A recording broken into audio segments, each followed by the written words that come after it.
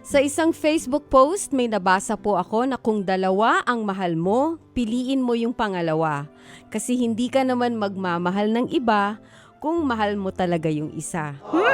Sino ba na-invento niyan? Pero paano po kung sabay silang dumating, Tita El? Parehas ko po silang schoolmates, siguro may 1 month na silang nanliligaw sa akin at tinitimbang ko pa kung sino ang sasagutin ko sa dalawa. Babigat yan ha, tinitimbang mo pa, okay. Ayaw ko naman madumating sa point na baka mag-away sila sa school. Oo naman, ano ba? Huwag kang namang cause of scandal dyan. Wow, ganda ka girl. Abot na abot ang hair mo dito sa Reliance. Hindi naman actually, Tita El. Parehos silang mabait at parang hindi naman mga war freak. Minsan natutulala ako sa bahay, gusto kong i-open up kay mama pero wala pa akong lakas ng loob. Aha, ayaw ko rin simulan kay Papa dahil alam ko na ang sagot. It's a no for him. Ang sasabihin nun, aral muna bago BF. Tama naman si Papa doon. May point, mahal ang tuition ngayon. Naisip ko rin po na wala na lang akong sasagutin sa kanila. Focus muna sa pag-aaral. Tama. Dahil 2 years na lang matatapos ko na ang college. Hanggang dito na lang po. Gumagalang, Carla. Here we go, Carla. Sana dalawa ang puso mo, no? Sabi nga, no? But, pipiliin ba natin yung sagutin yung tanong ni Carla na sino daw ba dun sa dalawa ang pipiliin niya? Kung dalawa ang mahal mo, piliin mo yung pangalawa kasi hindi ka naman nagmahal ng iba kundi mo mahal talaga yung isa. Okay. Dalawa silang hindi war freak, dalawa silang araw-araw mo nakikita, dalawa silang classmate mo.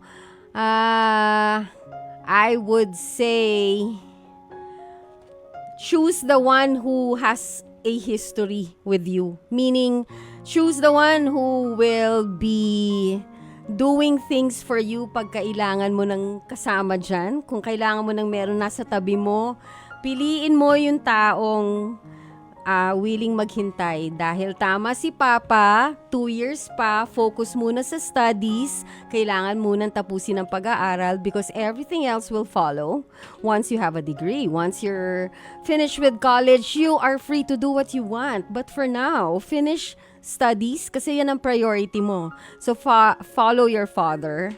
I know sinasabi sa atin, follow your heart, but only if you're already in the right position to follow your heart. Ngayon, follow your mind muna kasi ang kailangan focus sa utak ay ang pag-aaral at makatapos.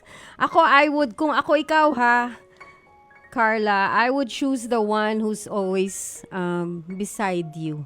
Yung nagsispend ng time, meron at merong aangat dyan. Meron at merong magpapakita ng mas maraming panahon para sa'yo, mas mahaba ang pisi, mas gagawin ng mga bagay na mahihirapan siya pero gagawin niya pa rin kasi kailangan gawin para sa'yo.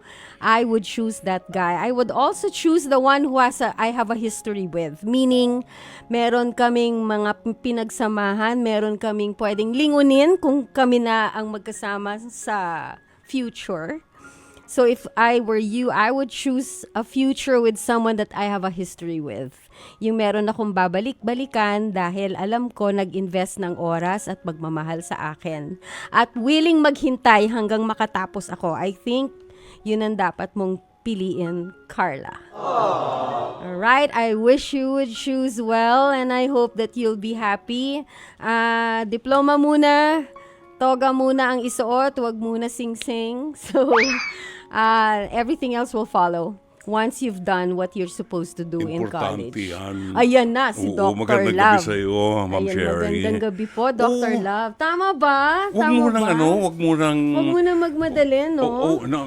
Maraming panahon para Maraming dyan. panahon But ang mahalaga ngayon sa mga kabataan natin, i-secure niyo muna yung future niyo. Yes. At kailangan yung diploma. Yes. Oo. As much as possible talaga, meron kayong diploma para meron kayong credentials, pwedeng magsimula ka agad. Tsaka pwedeng meron kang, alam mo, pag magmamahal ka ng mamahalin mo, you have to be complete on your own. You do not choose someone because that person will complete you. I do not believe that. No, eh. no. I believe that you have to be complete by yourself, and that would mean you're educated. Oo. You have a future that Oo. you earned. Na ikaw mismo ang gumawa at nagbuo. May trabaho ka, Oo. meron ka ipagmamalaki sa May sarili mo, achievements ka na, di ba? sa pamilya mo, at sa mamahalin mo. So whether he's there or whether he's not there, I will survive. I You're will made live. already. You're made yes, already. I'm made already. Gusto lang kitang mahalin. Yun lang yun.